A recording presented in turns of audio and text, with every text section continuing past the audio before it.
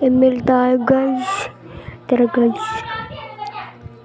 Guys, nag-load nga po pala tayo guys. Naka-injector lang ako guys. Kaya wag niyo po kung ano guys ha. Babawi ako guys pag may pambili na po ako ng skin. Yan na po. Hintayin lang po natin. Balikan ko po kayo pag nag-start.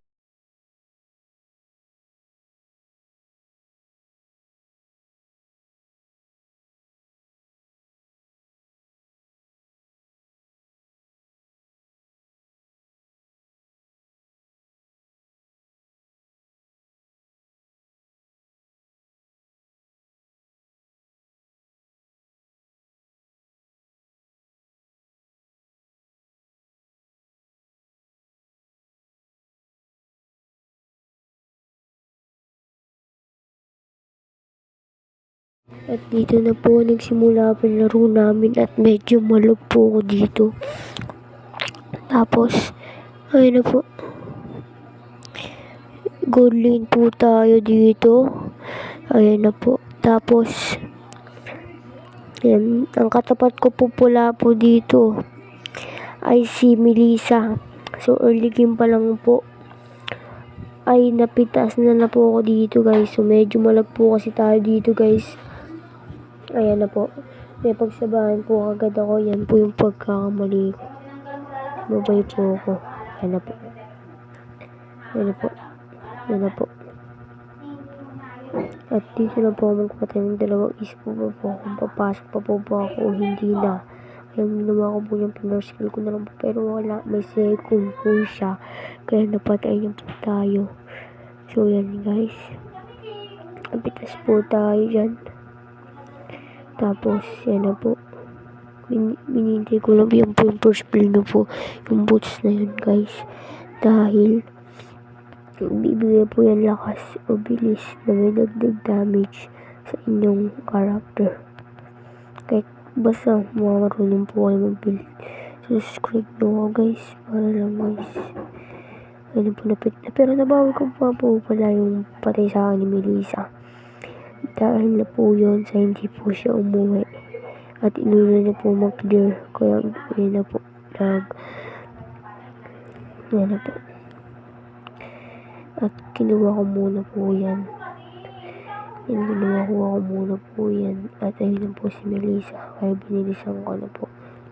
At pagkuha ko po dyan ay umikot na po ako. At sinry ko po ito patayan.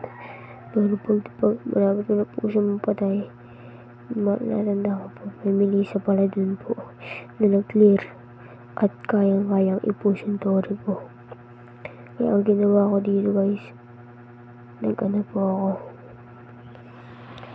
natrasan ko muna yan. Inuna ko muna yung base ko bago yan. So level 4 na siya nun guys, lugi na po ako. At kitang-kita nyo naman po. Ayan. Tinatry ko po siya ng palagan. Kasi po nag-heal po siya. So, babaka po sa akin yan. May babaka po sa akin yan. Babaka po sa akin yan si Kadita. So, kala niya wala. Kaya matapang po ako. Kasi kala niya wala. Parang ako po yung naging pain. Munti ka na nga po dito mapatay pero wala. Hindi niyo po ako napatay dahil kay Kadita. Dahil na second niyo pa po. So, ayun na po. Ayun na nagmasid na po ako dyan. At inunahan ko na po siya dyan. Inunahan ko na po siya dyan ng uli. At nastan dyan yung Benedetta. Ay, natulak ako dun. At di ko pumadami dyan. Tapos, ayan po, hindi ka na po ako mamatay dyan. Pero si Binet, kung wala dun si Kalita, ay totally pitas na talaga tayo dun. So, yan. Nag-recall muna ako dyan. Dahil unti ang buhay ko. Ang ginawa ko naman po dyan, tinignan ko po yung build ko.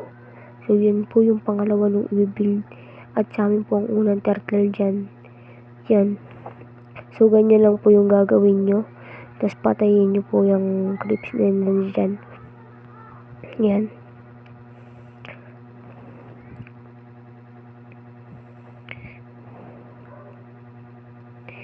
Yan po. Dito guys, nakuha namin yung first turtle dito guys. So yun na po, nagikilala na po ako dyan.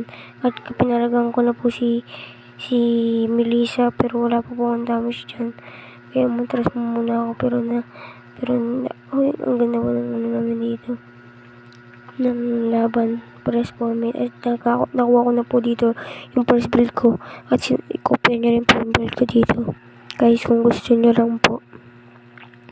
So yan guys. Masakta po yung trisla namin dun sa taas. At napapapiyaan na po ni Tamos. At yung direct po namin ay biglang naglagyan po. So yan na po. Pinalagan ko din po dyan ulit si Hanabi. Ay si Melissa. Pero matras po muna kaagad ako kasi alam ko lugi ako. Dahil wala pa akong ulti. Ang ginawa ko dyan, pumunta muna ako dyan sa red. Kasi alam ko wala na yung direct naglalag.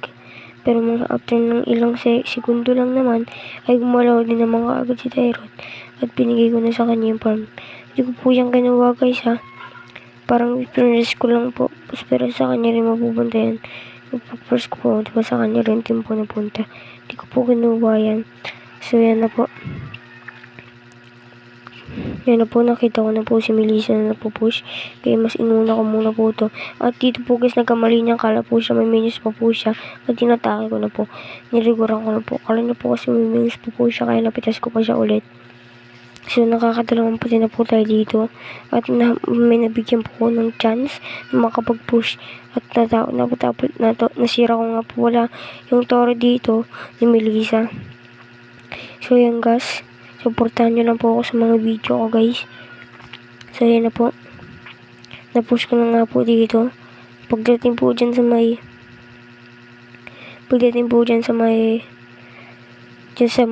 part na yan. At nakita ko po dun sila Tamos.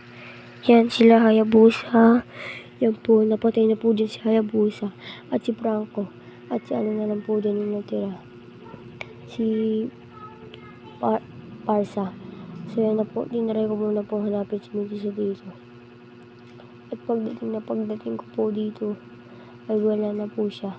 Kaya kinder ko muna at tumaretso kagad ako kila Tamos kasi alam ko hindi kakayanin nila Dairot. Pero ginawa ko muna po, pinitas ko muna po si Melissa bago po pumunta doon. Yan na po, nakakuha ko na po yung second build ko at binil ko na po yung third build. So yan po, pinapatayin ko muna itong parang crab na to. Tapos pagpunta ko po dyan, umakyat na po ako sa taas at naabutan ko po dun sila Tamos. Pero bago ko pupuntahan sila, i-cleaner ko muna to para mabuwasan po yung gold ng tore niya. Tapos protect. So yan na po, nakuha na po namin yung pangalawang turtle. So yan na po, binigyan din po ako ng opportunity dito para mag-push pero hindi ko po natuloy. Dahil maya ay andyan na rin po si Melissa. Medyo nakapalag dito dahil po wala po akong skill. Pero tingnan mo naman po yung bawas sa kanya kahit preheat lang.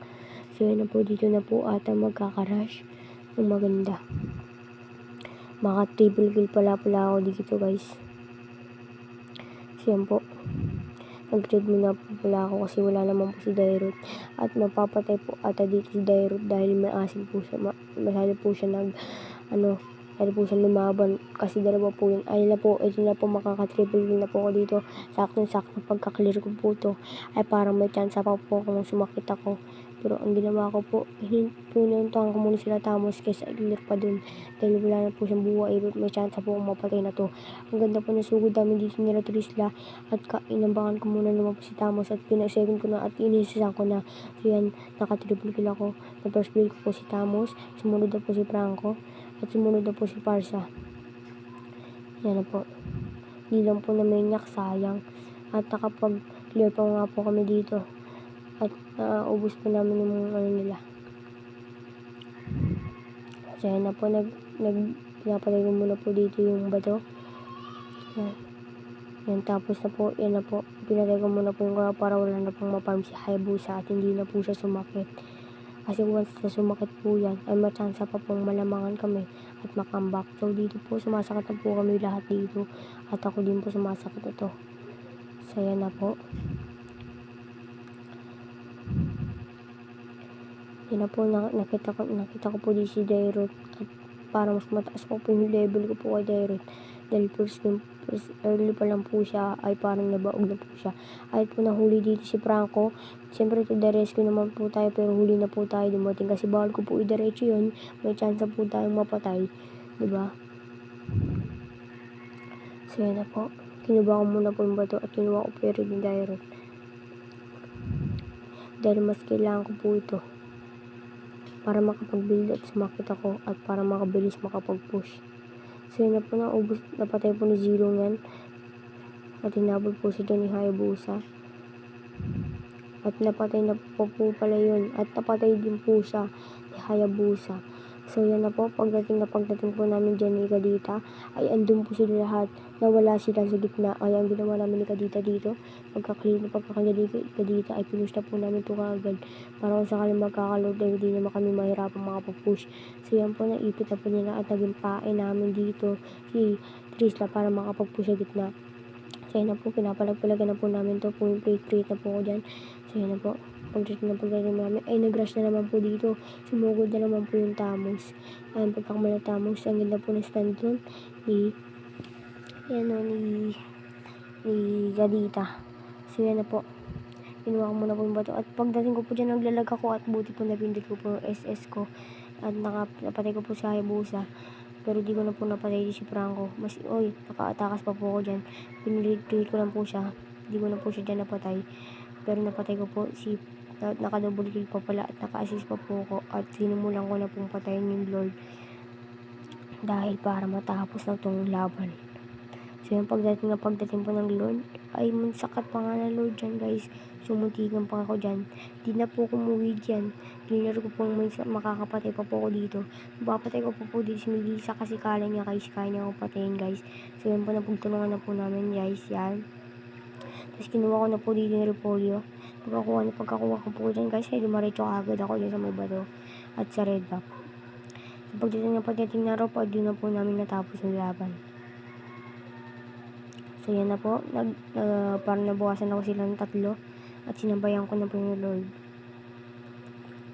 Pagdating ng Lord guys, ay na-wipe out na po namin sila at naubos.